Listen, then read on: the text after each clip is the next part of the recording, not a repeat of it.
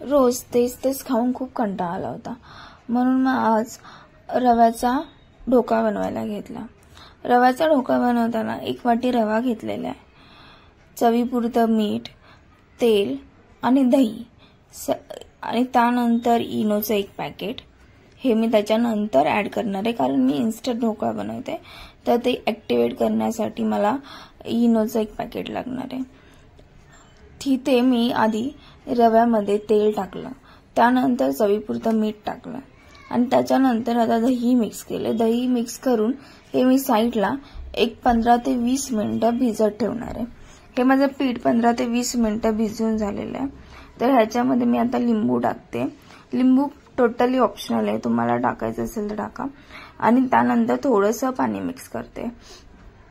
इथे साईडला मी गॅसवरती ऑलरेडी पाणी तापायला ठेवलेलं आहे, चांगलं उकळी करण्यासाठी ठेवून दिलेलं आहे कढईमध्ये।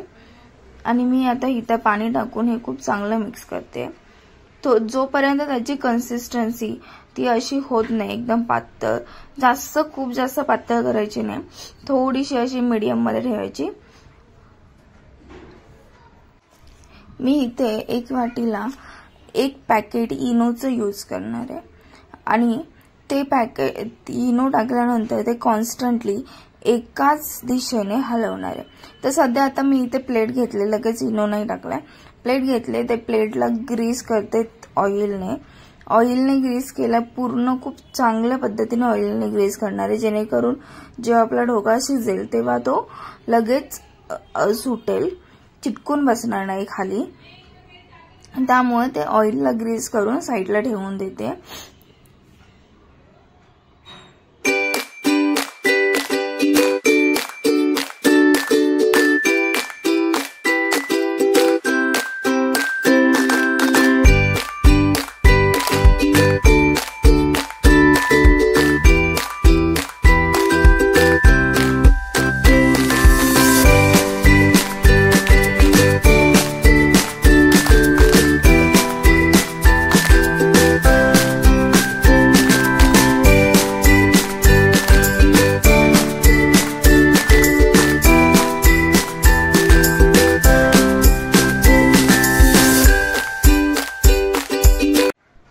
इनो हा 3 ते 4 मिनिटच ऍक्टिव्ह असतो, त्यामुळे तो इनो जेव्हा आपण मिक्स करतो त्यावेळेस तो जास्त वेळ ठेवायचा नाही। तो इनो मिक्स केल्यानंतर लगेच मी प्लेटमध्ये बॅटर टाकला आणि बॅटर टाकून ते व्यवस्थित सेट करून घेतला। थोडंसं खाली बॅटर पूर्ण टाकल्यानंतर खाली थोडंसं प्लेट जरा आपटली, जेणेकरून त्याच्यामध्ये कुठल्याही प्रकारचे बबल्स राहणार नाहीत आणि ते पूर्ण एक व्यवस्थित सेट करून घेतला। पाणी हे मी आधीच उकळायला ठेवलं होतं, ते पाणी खूप चांगलं गरम झालंय, त्याला खूप उकळी फुटले चांगली। आता मी हे त्याच्यामध्ये ठेवून देते। इथे हा मी शिजायला ठेवलेला आहे आणि बाजूला आता फोडणीची तयारी करते। फोडणी सुद्धा आधी मी करून ह्यासाठी घेते, गरम फोडणी आपण जेव्हा ढोकळा शिजतो त्याच्यावरती नाही टाकायचे, फोडणी थंड करून टाकायचे। म्हणून मी स्टार्टिंगला इथे 1 चमचा तेल घेतलं आणि त्यामध्ये ते तेल पूर्ण खूप गरम होऊन दिलं।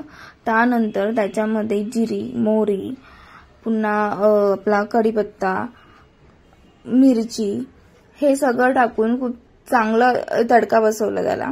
त्याच्यानंतर ढोकळा आपला थोडासा असा गोडसर असतो, दही सुद्धा आपलं थोडंसं आंबट असतं, मग त्या पद्धतीनेच थोडीशी साखर मिक्स करायची आणि त्याच्यामध्ये पाणी टाकायचं, जेणेकरून आपण खाताना तो आंबट गोड जी चव लागते आंबट गोड तोंडाला ती लागेल। त्यामुळे इथे थोडीशी मी साखर टाकली आणि आता थोडं पाणी टाकून ते मिक्स करणार आहे, त्याला 2 ते 3 मिनिटं उकळी फिटून देणार आहे। रव्याच्या ढोकळ्यामध्ये जास्त पाणी नाही टाकायचं, थोडंसं, त्यामुळे मी पाणी जास्तीत जास्त 1 ते 2 चमचेच टाकलेले आहे। माझा ढोकळा बनवून इथे तयार झालेला आहे। त्याच्याबरोबर मी नारळाची चटणी तयार केलेली आहे, मस्त जाळीदार आणि मस्त स्पॉन्जी झालेला आहे। जर तुम्हाला ही रेसिपी आवडली असेल तर लाईक, शेअर आणि सबस्क्राईब करा। थँक्यू।